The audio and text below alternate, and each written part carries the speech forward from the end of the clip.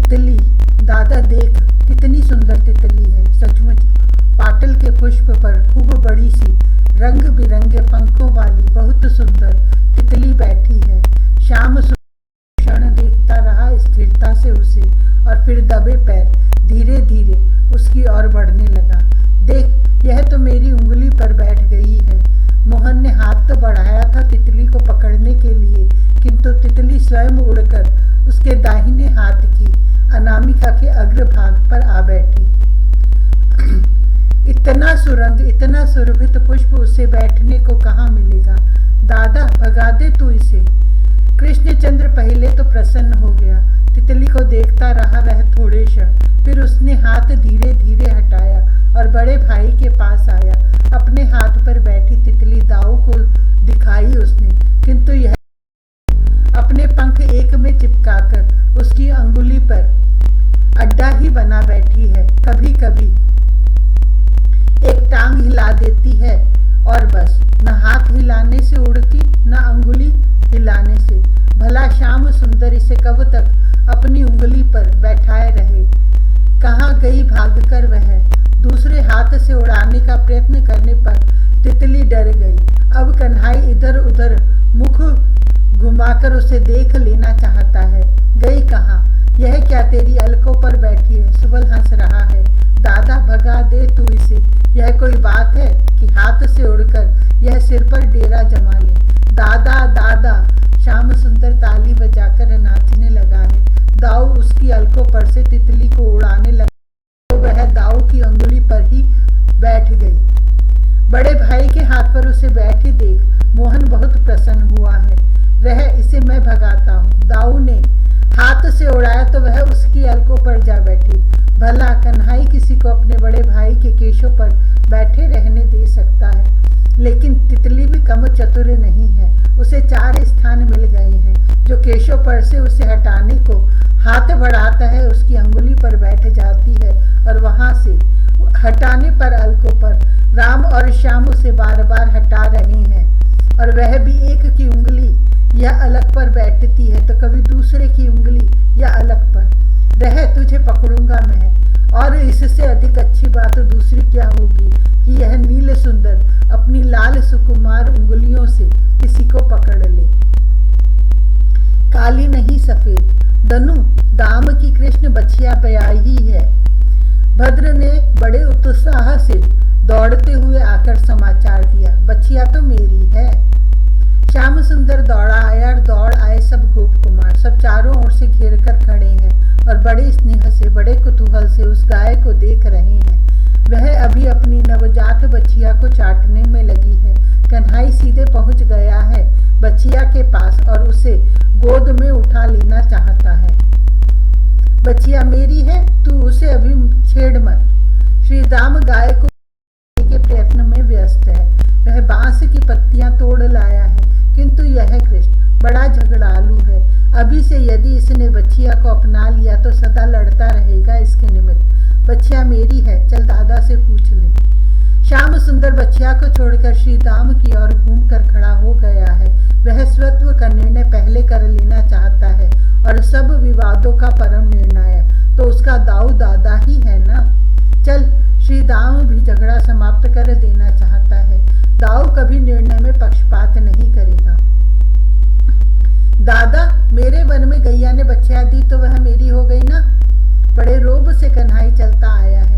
मौली श्री के नीचे अपनी मौज में दाऊ इस समय अकेला बैठा है। श्री श्याम ने आकर उसका दाहिना हाथ पकड़ लिया और देखा श्री दाम की ओर। श्री दाम को कुछ कहने की आवश्यकता जान ही नहीं पड़ती। बछिया तो उस कृष्ण की है। दाऊ हंस पड़ा और श्री दाम प्रसन्न हो गया। हाँ, उसकी तो है पर दाम की नहीं है, मेरी है यह।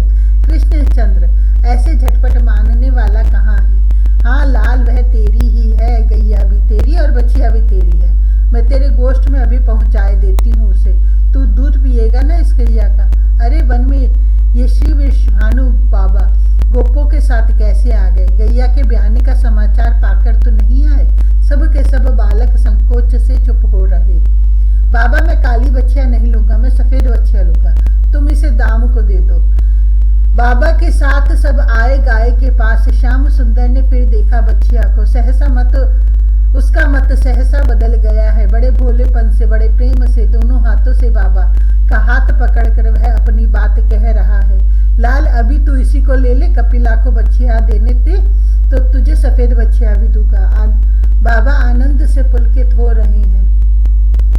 नहीं, मैं काली बच्चिया नहीं लूंगा। अब श्याम सुंदर ने बड़े भाई का हाथ पकड़ लिया है। दादा, हम सफेद बच्चिया लेंगे ना। बाबा, कपिला कब बच्चिया देगी? तुम उसे कल बच्चिया देने को कह दो। अब बाबा क्या कह दे, किससे और क्या कहें इस भोले नील सुंदर से। उनके कंठ से तो इस समय चाहने पर भी शब्द नहीं निकल पाता और अपने अग्रज का हाथ पकड़े यह कन्नू कहता जा रहा है, मैं काली बच्चिया नहीं लूंगा, सफेद लूंगा।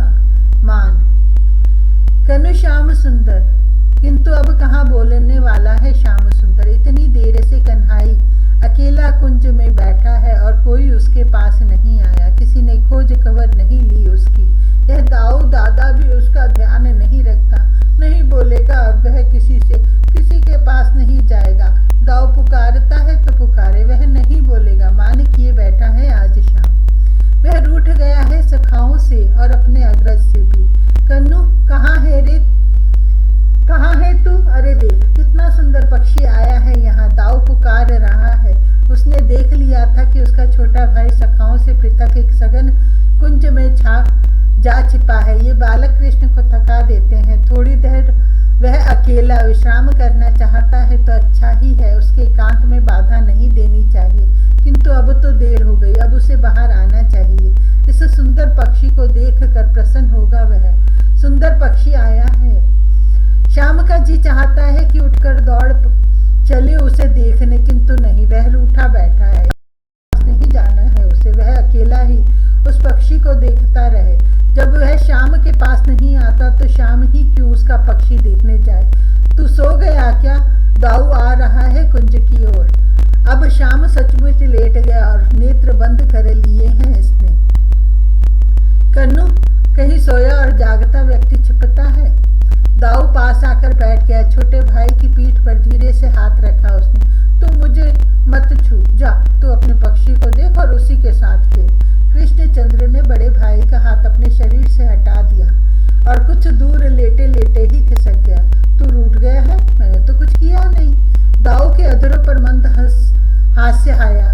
वह अपने छोटे भाई के पास खिसक आया। तू अब तक क्यों मेरे पास नहीं आया? मैं तुझसे नहीं बोलूंगा। श्याम ने फिर हाथ हटाया और फिर एक और हटा। इसने मुख दूसरी ओर कर लिया जिसमें दाऊ इसके भरे नेत्रों को देख न ले।